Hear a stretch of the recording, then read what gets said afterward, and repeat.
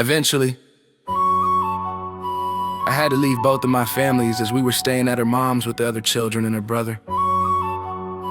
Unfortunately, at the time I knew little about the Bible. He assured me once I got in the Bible there would be other people and prophets that he had to do exactly what he instructed me to do. For example, Paul, the book of Job, and Solomon. The more I read these stories, the more I was convinced that I would not make it and that they were not true. Despite that, I knew what I saw and I was sober, so I took a leap of faith and embarked on a 300-mile journey. I've never lived out of my comfort zone of Akron, Ohio without money and with no family, but he told me that's exactly what I had to do. It was precisely orchestrated for me. Rodney tHompson. In my time out there, I experienced homelessness, hate, disrespect, racism, violence, and narcissistic slander, which was everything I had ever done to somebody. I had to walk it and live it all at once. Ashley and I lived in deplorable conditions, but she did it by choice, as she could have stayed at her mother's place. There was even a time I checked myself into a mental hospital. And guess what the room number was? My birth date with a nurse named Ashley. The devil was active, but God gave me a sense of peace and assurance that I had no mental issues and that I was extremely intelligent. If anything, God said I was suffering from imposter syndrome, but that would go away as well. I was still scared for my life. I knew if I took my life, I was going to hell, and I didn't want to see that place ever again. That's the only reason I didn't take my life. I think that's the reason God took me there. Remember, I gave up cars, jewelry, money, children, and even my longtime girlfriend, who is now my wife. Ashley, I gave everything up, and it wasn't easily done. Everywhere I went, most places had my birthday or an address or a family member's name or someone who was similar to a family member. God the Father let me know I was taken care of by Jesus. I didn't go hungry. But the nights were cold. I was guided to about 24 churches and organizations. Some churches were straight up about the money, your status, and who you were.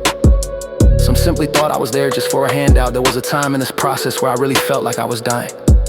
I already did the hospital thing, so I was seeking spiritual help. There were a few who helped me, and their names I feel honored to shout them out. Pastor Randy at Brown Street ABC Church in Akron, Ohio.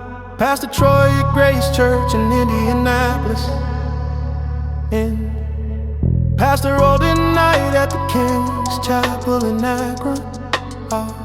Carl and Polly Krockenberger representing the way in Indianapolis. After looking back on what these amazing men and women have done for me, I give them credit because spiritual warfare is real. They all taught me things that I couldn't have learned on my own. I have to remind myself that not all people are bad. I had some good times, and not so good times with places like AA, NA, and CRCR, or Celebrate Recovery being the more genuine one in my personal opinion. Some organizations were extremely judgmental towards the faith of Jesus.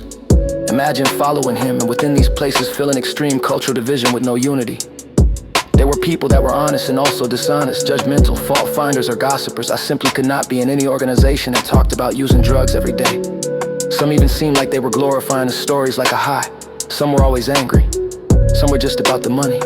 And some let me know by their body language I didn't belong there. I even had a member from the A organization tell me I had to mask my truth. You know, lie, I am not saying they're bad organizations.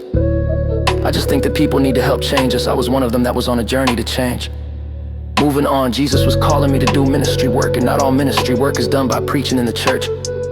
However, home was far away, but I had kept having prophetic dreams about a business and that we would reclaim our house. There was a lot more to the story, but I ended up moving back to Akron in December. I was living on my mother's couch, and boy was that hard. It was a house of love, strict rules, and many challenges. Praying and devoted in the Bible, the Holy Spirit led me to Akron Auto Auction, into a known but unknown stranger. I knew of him but didn't know him. Landing my dealer auction access. How the heck did a homeless guy walk into that? Finally, after countless attempts to find an apartment or home, my sister and mom panicked.